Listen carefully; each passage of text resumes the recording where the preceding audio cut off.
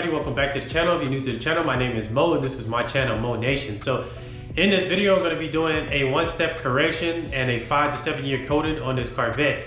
Now the crazy thing about this Corvette is actually one of the reasons why I got into corrections and coating, this client. So I actually had this client like 2 years ago when I was trapping out the Durango. At that time, he had a different Corvette and he was like, hey, can you ceramic coat it? I was like, oh, I don't do that type of stuff. He went to somebody else. Eventually, I came and did the maintenance wash, which I actually have a video of the original Corvette. I did a maintenance wash on it, found out that not only did he get that Corvette coated, he also got the other vehicle coated as well. So I was like, dang, that's a lot of money that I missed out on. Like, I mean, he had the Corvette PPF as well. But you know, that was a lot of money that I missed out on. I was like, I could have easily done that. And like I said, this Corvette, or the original one, is one of the reasons why I said, you know what, I'm gonna go ahead and take the chance and get into this paint correction and ceramic coating game and learn and soak up as much stuff as I can, because I don't want to miss another opportunity like that.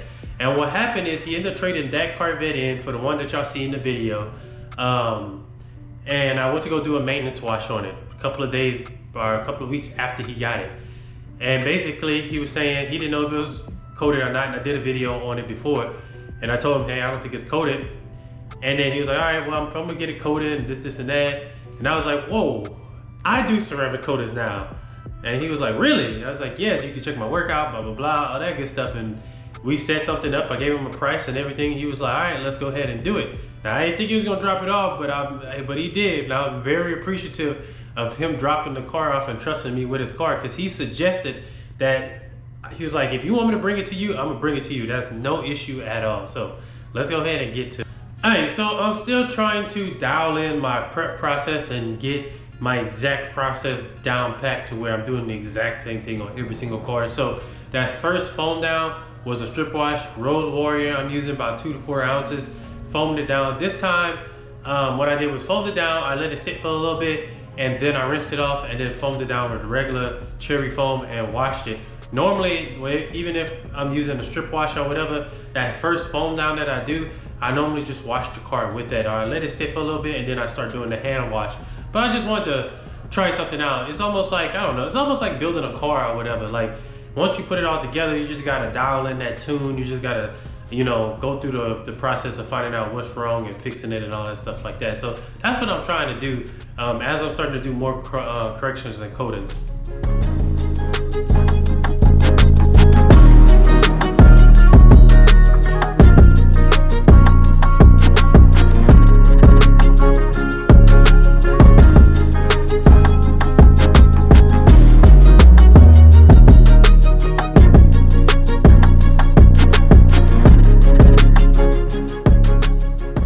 So I did mess up on this part right here, which is the clay bar part. I should have used an actual clay bar. In this particular video right here, I am using a synthetic clay bar, and I used that because I figured, brand new car, shouldn't be that bad. But I quickly found out I was wrong about that. So from here on out, every single car that I do for correction and coating, I'm gonna use an actual clay bar. I just hate using it because I'm always dropping it because I'm clumsy as hell, and that makes me go through a lot of clay bars.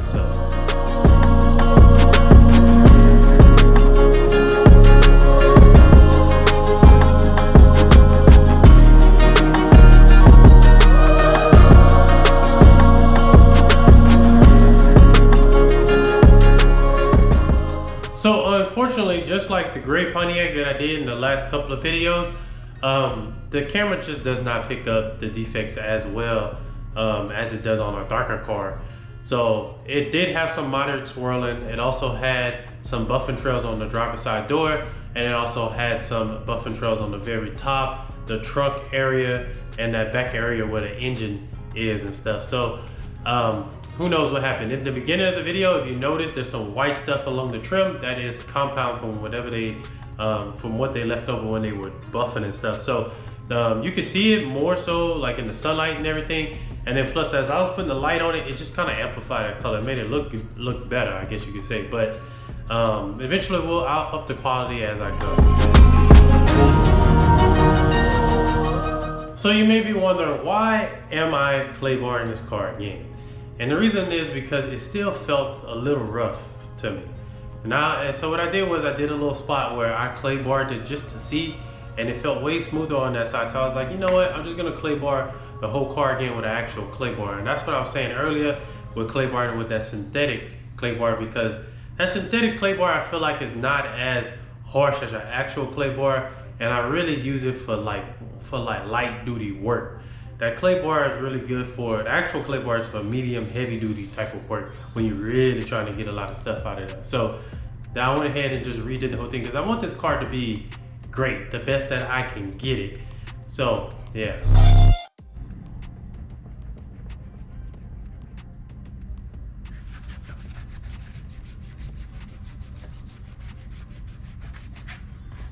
So you may be able to tell, may not be able to tell. So what I did was a test spot on the trunk, and then as you can see as I'm moving to the left, how it gradually gets better. And the rest of the car, like where the engine is at and stuff like that, how it had like buffing trails or whatever in that area. What happened, I don't know. Other than that, the car, like I said, it was a little rough, moderate swirling, and then just buffing trails at the top and that driver's side door. The one on the driver's side door was really noticeable when the sun hit.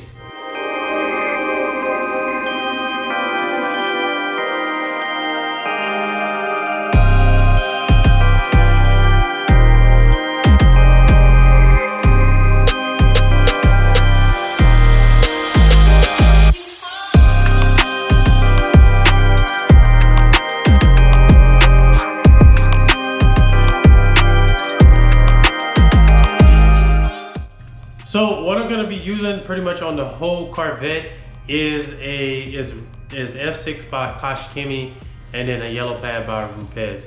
The only time I switched it up is basically whenever I did the very front, because the front of the Corvette was PPF, or has PPF, however you say that.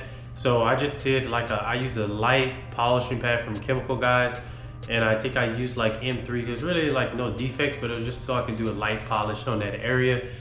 So I can apply the coating to that area.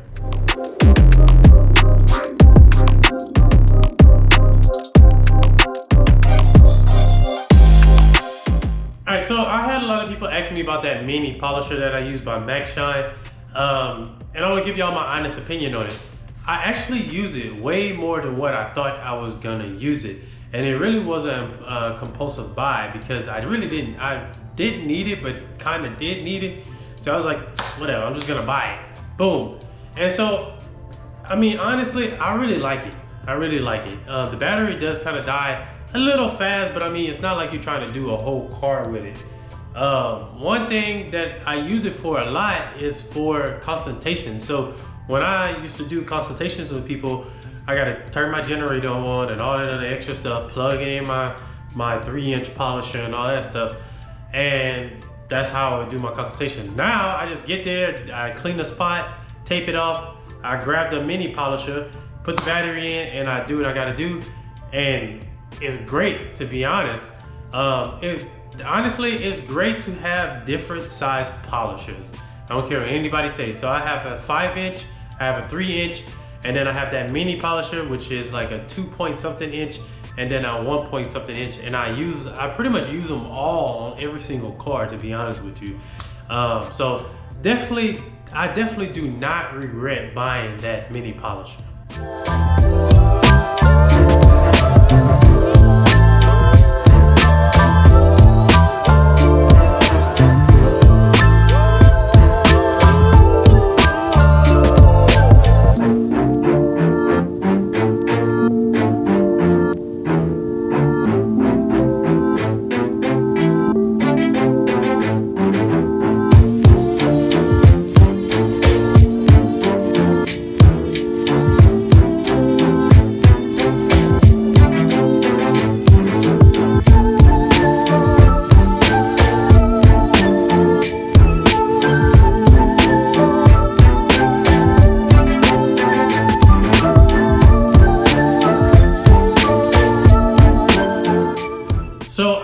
This Corvette for 3 days, right? What I started doing is I started taking my time when it comes to corrections and coatings. right? Because they're paying a pretty good price, and I want to make sure that the work is exactly what I told them to expect from me. So what I do is a paint enhancement. I tell them 1 to 2 days, 1-step correction 2 to 3 days, and then anything more than a 1-step obviously is going to be more than 2 to 3 days. What I do is that very first day I do the prepping and I do all the polishing, the correction side of things. That's what I work on the whole day. The second day I reserve that day for coating. Now normally I coat it sometime at night. And what I do is, because mobile jobs are still my bread and butter and that's why I make my money, I don't want to necessarily say, no, I can't do no car for 3 days straight. What I do is, that very first day, I'm just working on that correction and coating. The second day, I may schedule a car in the morning or sometime in the afternoon, go knock those cars out, and then come back and do the coating. Now it has time to cure. On that third day, that's like, I call it my inspection day. So on that third day, I'm gonna make sure that I don't have any high spots. I'm gonna make sure that I didn't miss any spots. I'm just gonna make sure that everything is okay and it's up to par of what the customer is supposed to be expecting. High spots happen. It do happen. It has happened to me. They're super easy to fix. And that is why I reserved that day to inspect the car, because I don't want, and I've seen it happen where somebody coated a car and then like I went to go clean it and I noticed like a whole bunch of high spots, and it's because that person probably didn't inspect the car after they were done. They probably just coated it and sent it on its way. So I want to make sure that I'm giving the best quality that I can, and so that in order for me to do that, I gotta be in a more comfortable place, like the comfort of my home, which is why I only do corrections and coatings drop off only now.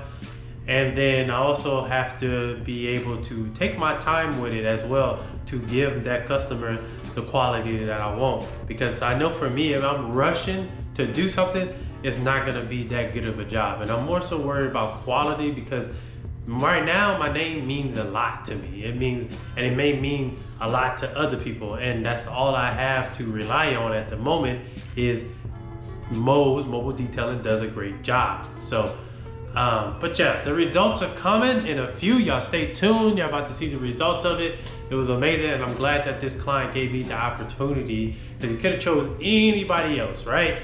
He gave me the opportunity to coat his brand new vet. So this is probably the most expensive car that I've done so far. So I don't know if that's a good thing or a bad thing, but hey, we're getting somewhere with this. So I have not done any type of exotics yet. Maybe one day, but I'm not really pushing for it, to be honest with you. I'll do things like this all day and regular daily drivers all day. So stay tuned for the result.